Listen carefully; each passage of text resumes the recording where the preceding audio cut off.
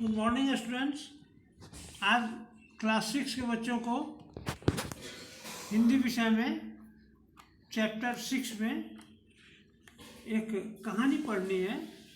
इसका शीर्षक है जेब खर्च।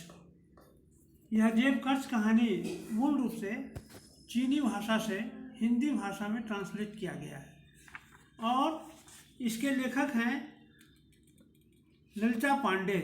ललिता पांडे ने इस कहानी को जो चीनी भाषा में लिखी गई है उसको हिंदी भाषा में उन्होंने अनुदित किया है, यानी ट्रांसलेट किया है। और इस कहानी के माध्यम से और उन्होंने ये बताने का कोशिश की हमारे बच्चों को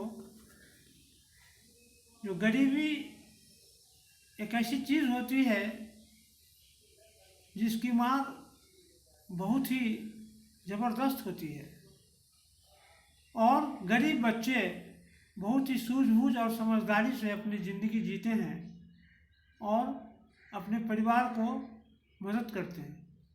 अगर इसी में एक कहानी ऐसा है, इसमें एक ऐसे बच्चे की कहानी दी गई है जिस बच्चे का नाम मई है।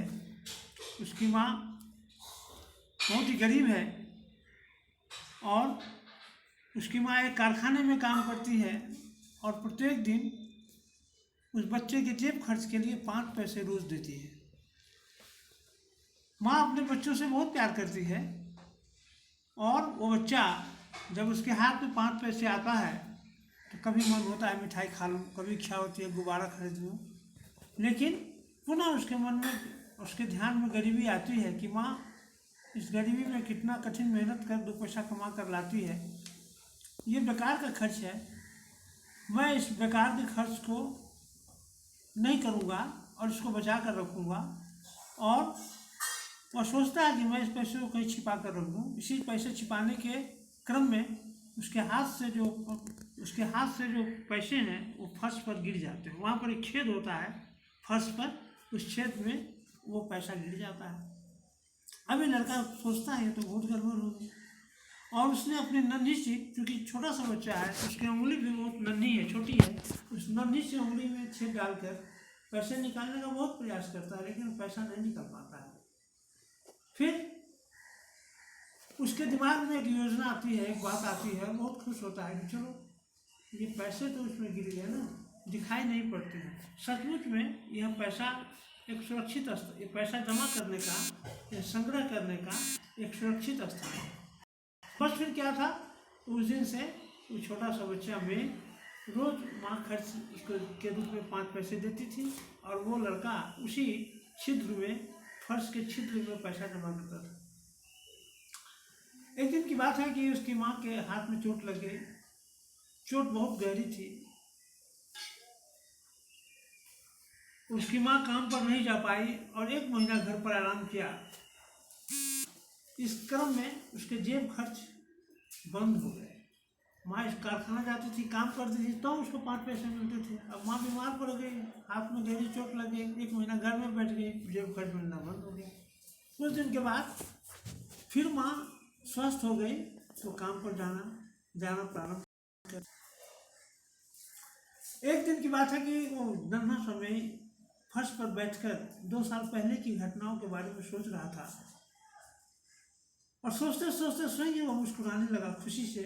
वो बहुत प्रसन्नचित मस्तिष्क में उसके दिमाग में उसकी एक योजना आई कि चलो इस पैसे को फर्श में से निकाल दूंगा, माँ के लिए कपड़े खरीदूंगा और ये कपड़े जब माँ को खरीद कर दूंगा तो माँ कितनी खुश होगी। और ये नन्हा अभी इस बात को सोच ही रहा था कि माँ जो है सो काम से वापस आ जाती है और यह भागता हुआ अपने माँ के पास आता है और माँ को कहता है कि माँ तुम बहुत चिंतित और दुखी दिखाई पड़ती हो, क्या बात है, आप बोलना भी नहीं चाहती हो। मई को लगा कि शायद माँ फिर से बीमार पड़ गई। एक तरफ उसके दिमाग में एक योजना थी, बड़ी खुशी से पागल हो जा रहा था कि आज उस पैसे को निकालकर माँ के लिए एक नया वस्त्र खरीद कर दूँगा। और अभी माँ कुछ बोल ही नहीं रही तो उसको एक चिंता हो गई कि माँ शायद फिर से बीमार हो गई। इसी ढेर में था कि बाहर से किसी ने दरवाज़ा खटखटाया। दरवाज़ा जैसे ही खुला तो एक आदमी घर में प्रवेश किया और बहुत ही ऊंचे स्वर में जोर जोर से माँ से बोला, अरे तुमने मुझसे 25 रुपये लिए, उधार लिए थे, अभी तक लौटाए नहीं। अब इसकी आवाज़ सुनकर उसकी माँ भी बहुत चिंतित हो जाती है और बहुत गिड़गिड़ा कर कहती है कि श्रीमान जी मुझे क्षमा कर दीजिए, मैं पिछले महीने काम पर नहीं जा पाई, अब मैं काम पर जाना शुरू करती हूँ, अब मैं आपके पैसे नहीं लौटा दूँगी, कुछ दिन और प्रतीक्षा कीजिए। उस आदमी ने जैसे ही सुना और गुस्से से मेज पर हाथ पटकने लगा, अरे तुम झूठ बोलती हो, तुम पिछले महीने भी तुमने यही कहा था कि मैं पैसा वापस लौटा दूंगा, मैं पहले ही इतने दिन इंतजार कर लिया, तुम अभी तक रुपये नहीं लौटाए, अरे तुम आज मेरे रुपये नहीं लौटाएगी तो मैं तुम्हें जेल में डलवा दूँगा। नन्हा भाई वहाँ पर खड़ा होकर उस आदमी की कर्कश आवाज़, उसका उलाहना, उसकी डांट वो सुन रहा था। यह सुनकर वो डर गया। अब उसे याद आया कि वो जब माँ का हाथ में मशीन में आ गया तो माँ ने उसे रुपये उधार लिए थे। तभी नन्हा में धीरे से माँ के पीछे आकर खड़ा हो गया और बोला, माँ मेरे पास पैसे हैं। मास्टर से नन्हे में की ओर देखकर बोली, अरे तेरे पास कहाँ से रुपये आ गए? नन्हे में ने कुछ उत्तर नहीं दिया।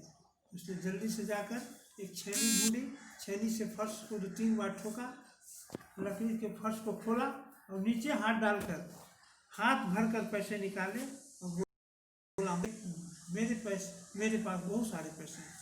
माँ ने देखा वो सचमुच पैसे ही थे, पर उसमें जंग लग चुका था। और माँ ने क्या किया, जल्दी से नन्हे में के हाथ से सारे पैसे लेकर मेज पर फैला दिए और जल्दी जल्दी गिनने लगी। माँ ने उन पैसों से साहूकार का कर चुका दिया। तब नन्हे में ने माँ से कहा, माँ ये सारे तुम्हारे दिए हुए जेब खर्च के पैसे हैं, इन्हें मैं 2 साल से जमा कर रहा था, तभी तो आज इतने ज़्यादा हो गए। माँ खुशी से फूले नहीं समाई। माँ को बहुत खुशी हुई। माँ ने नन्हे में को गले से लगा लिया और बोली, मेरे प्यारे अच्छे बच्चे, आज तुमने मुश्किल में मेरी सहायता की है। ऐसा कहते हुए उसकी आंखों में आंसू बहने लगे। तो बच्चों, ये कहानी हमको ये प्रेरणा देती है कि हम भी अपने जेब खर्च से फिजूल खर्ची न कर और उसको अगर संचय कर बचा कर रखेंगे तो हमारे एक एक पैसे परिवार के विपत्ति के समय में और काम आएंगे, और ऐसा हमको करना चाहिए। ये अच्छे बच्चों का गुण है। तो धन्यवाद। और फिर हम लोग अगली कक्षा में फिर इसके प्रश्नोत्तर और कठिन शब्द के बारे में पढ़ेंगे। धन्यवाद।